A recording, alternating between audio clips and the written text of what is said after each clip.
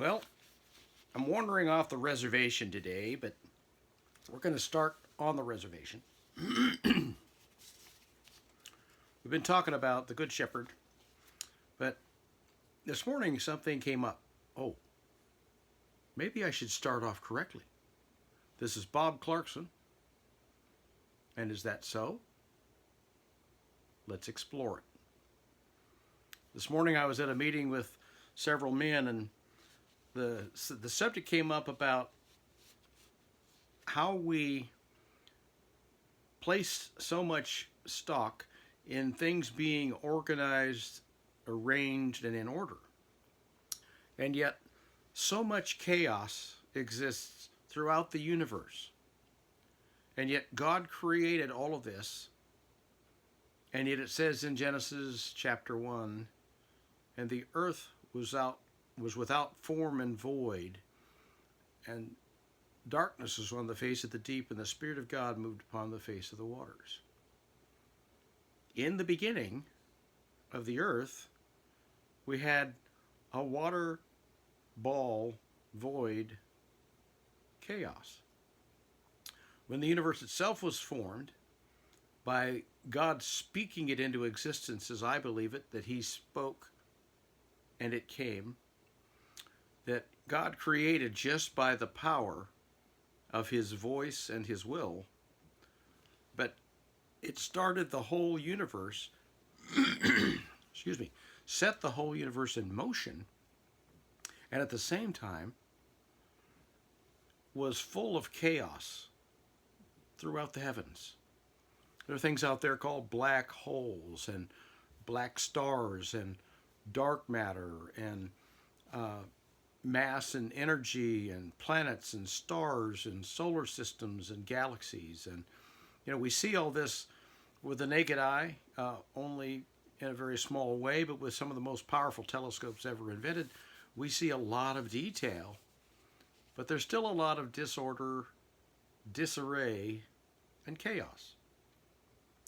Well, in talking with one of my friends this morning, we were discussing the whole idea of where does the order come into our lives? Now, just my own individual experience, and probably you can attest to this for yourself, there's a lot of chaos that has happened to me.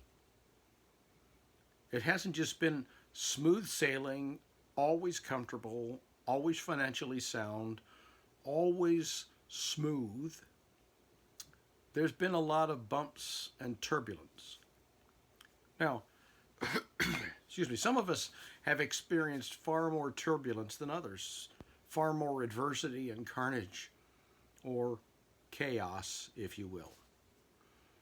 So, God creates all of this, and a great part of it is the chaos of it all.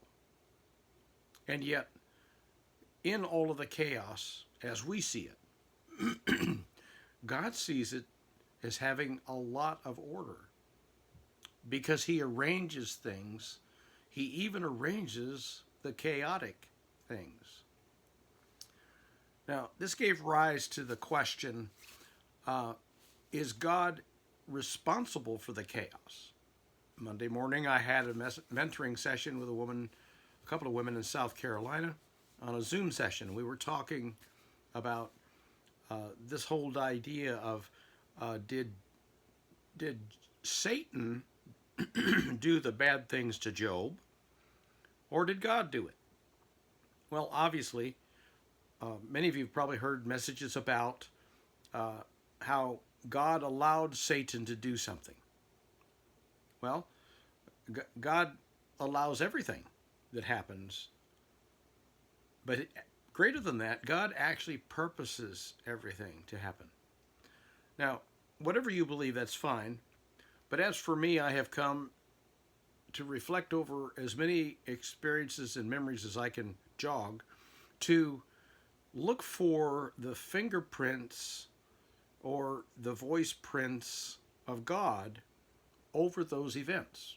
Now, I could quickly give you the ones where, man, I should have been killed in that accident and God's grace sustained me and I didn't die in that car carnage.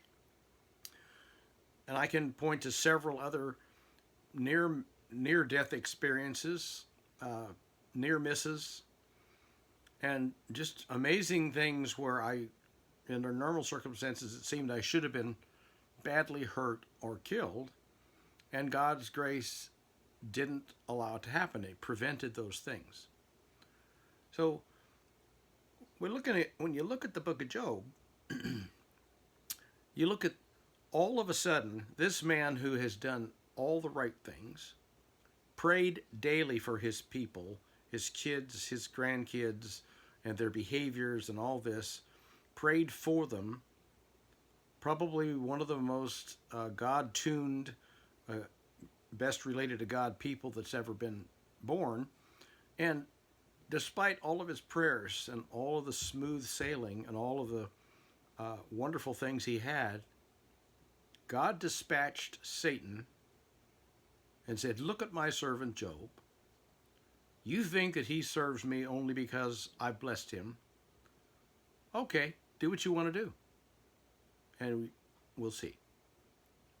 And at the end of the book, God takes full responsibility. I stretched forth my hand against Job.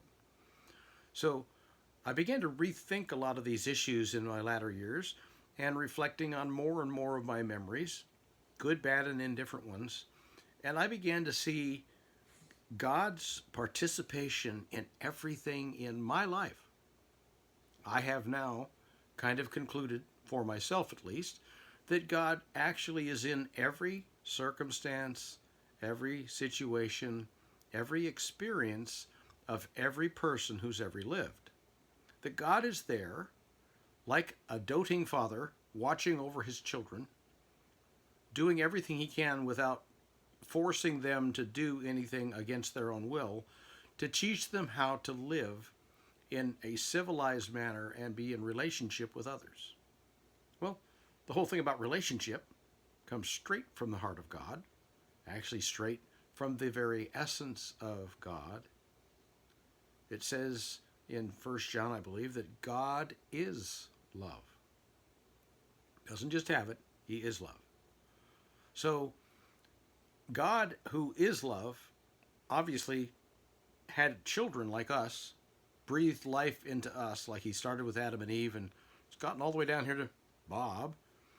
And he breathed life into us so that we could enjoy his love, so that he had someone upon whom he could lavish his love. At the same time, he takes full responsibility for all of the ass whippings he does. He takes full responsibility for all of the things that he creates that are uncomfortable for us. He takes full responsibility for our bankruptcies, our financial ruin, our broken relationships with our spouses. All of these things, God is in all of this because he is doing the perfect fathering of every human being. His perfect fathering mandates, by definition, perfect fathering would be to do what it takes to teach your son how to be the best son he can be, the most loving, relational son he can possibly be. Now, we sometimes think of it in terms of physical success. Whoa, well, Bob is really amazing because he's made millions. And God has blessed him with all that. Well, God has blessed Bob with some carnage and some bankruptcy and some near misses with death. And God is in the adversity as much as in the easy times. My hardest things in life were when my children were growing up to have to discipline them with the rod of discipline. And I'd say that hurts me more than it hurts you, and that was nuts. Dad said that. I didn't believe him either. But the bottom line is, it isn't easy for God to administer discipline, or even it isn't just easy for God to watch us go through carnage and ruin and bankruptcy and storms and tornadoes and whatever we've lost or whatever has made us uncomfortable. But the genius of God is that he uses the chaotic pieces of my life to get my attention, for one. Hey, son, I'm trying to get your attention because I want to teach you something. This hasn't occurred because I'm trying to be mean to you or I'm trying to smash you because you're just not behaving right. I want to teach you how to love me enough that your behavior follows your affections for me as your dad. Well, isn't that the essence of a good love relationship we have on earth? We fall in love with another person and we want to please them. We want to do things that make them happy. We want to do things that make them feel our affection for them. Now, don't mistake this one to be true. Unfortunately, it's said way too often. If a woman commits adultery against her husband or vice versa, we say that that spouse didn't love their spouse when they were committing that act.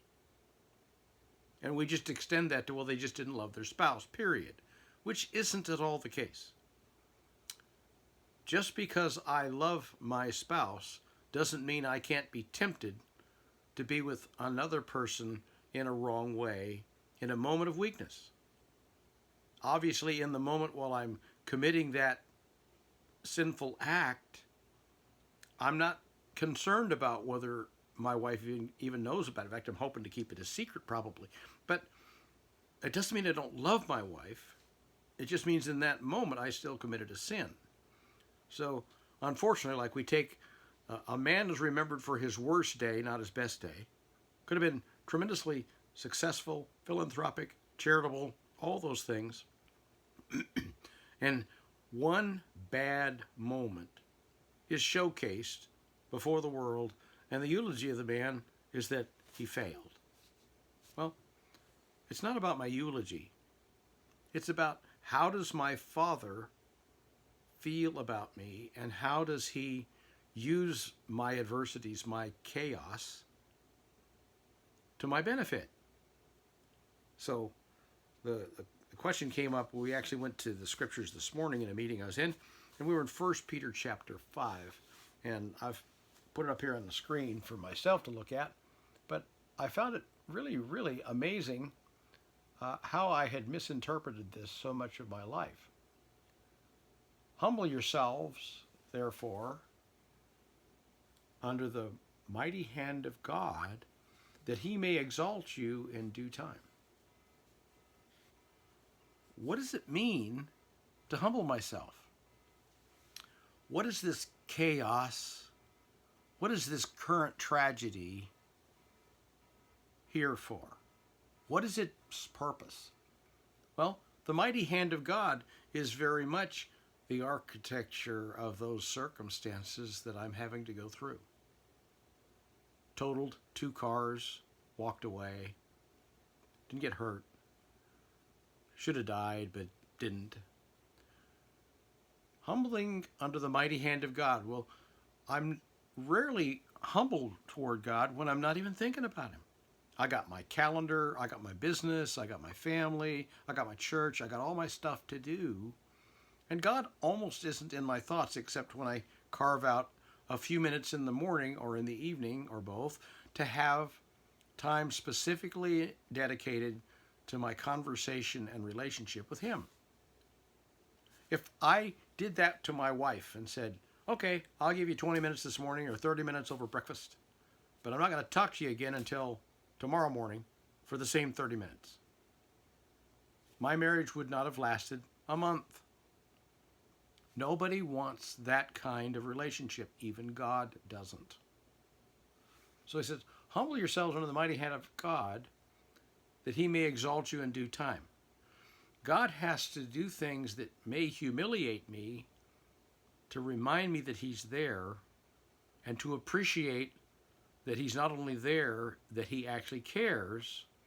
And part of the reason for the difficulty is to improve my life, to improve my affections, to improve my love for others, to take my focus off of my frickin' self and put it on other people. The primary difference between God's love and my love is God's love is other preferring. Always. My love is always Bob preferring. Always. Now, God gave the commands. Love your God with all your heart, soul, mind, and strength, and your neighbor as yourself. That was God's command. Jesus simply summarized it. Well, okay, I could do that.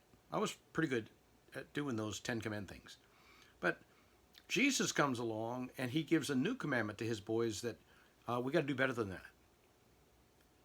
Under my authority, we are going to love even our enemies and people who would hurt us and use us and abuse us.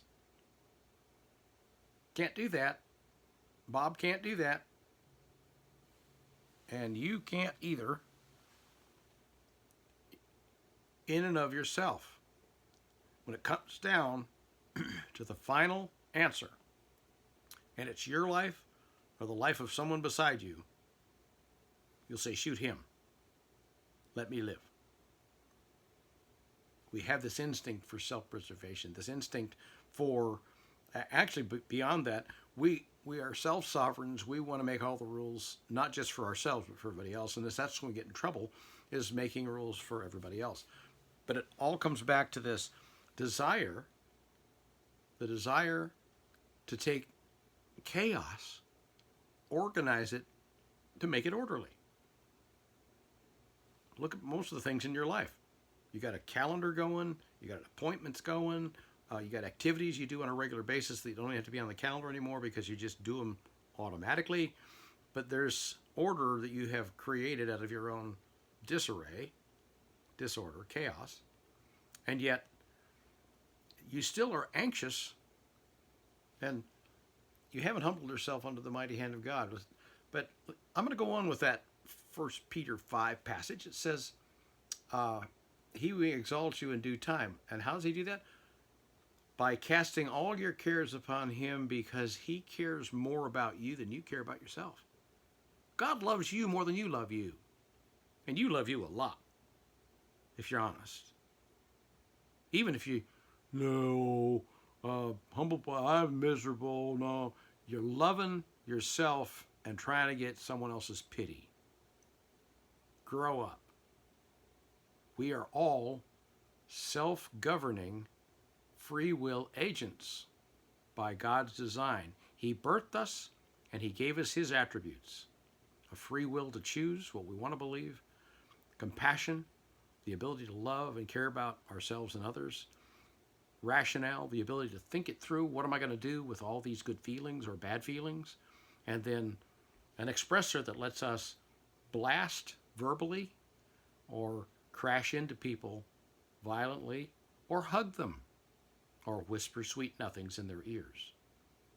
All of this, casting all your care upon him, for he cares for you. Well, when I'm driven by my calendar, when I'm anxious about, am I going to get it done, and am I get it done in time?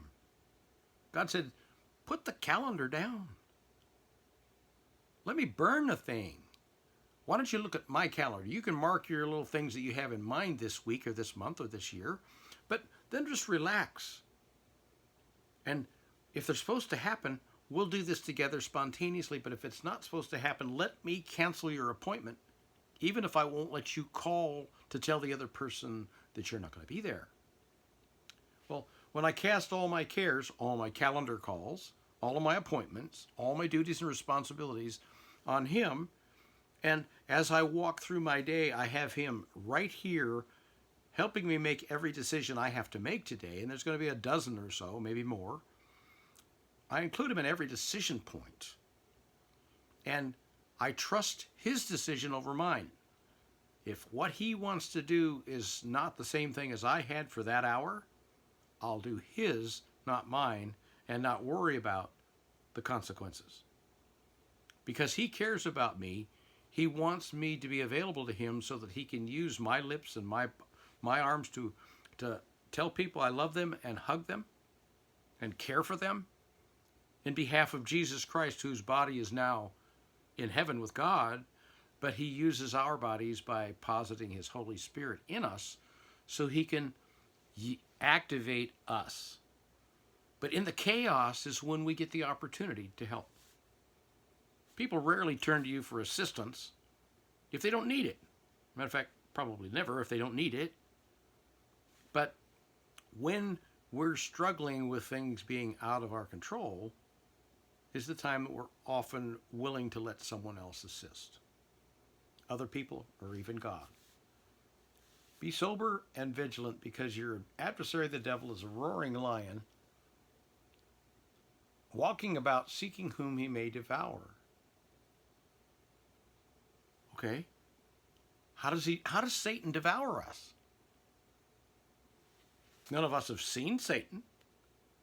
Probably none of us have heard him talking to us. How does he devour? How did he devour Bob? He devoured Bob with a calendar that always usurped the will of God. Once it was on the calendar and God helped me put it there, I stuck to the calendar. And it wasn't until I put my calendar down when God showed me the error of my way. He said, if you want to be helpful in situations where I know they need help, it isn't your idea, then give me your calendar. And if someone requests your help and you have an appointment you're supposed to go to, you make yourself available to my calendar appointment and help that person, and I'll take care of the first appointment and its cancellation and the consequence of that cancellation. Wow. Anxiety disappeared. Okay, God, I'll do what you want.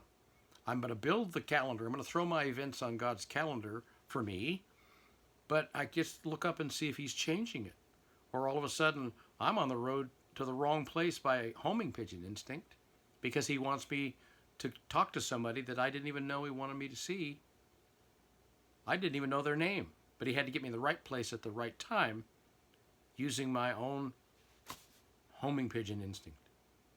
So when you cast your cares upon God, you cast your anxieties and your fears and your worries about the calendar calls and the organization of your life. When you let go of all of that control stuff, because you can trust your God, you really trust him to do what's right for his ultimate loving kingdom into eternity, then and only then can you have the peace that passes understanding, and everybody else is rattled, everyone else is anxious, everyone else is twisted, everyone else is making noise, and you're rejoicing.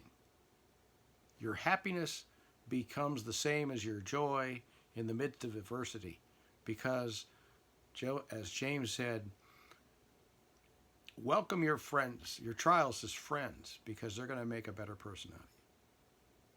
So you can stop obsessing. Relax about your calendar. Let God have control of it, and you'll be amazed at how many opportunities you have to be of use to God for his purposes, not yours. This is Bob Clarkson. Read 1 Peter chapter 5 for yourself and try to sift through the weeds relative to what I just said. Play this back as you read the whole chapter. This is Bob Clarkson. Is that so?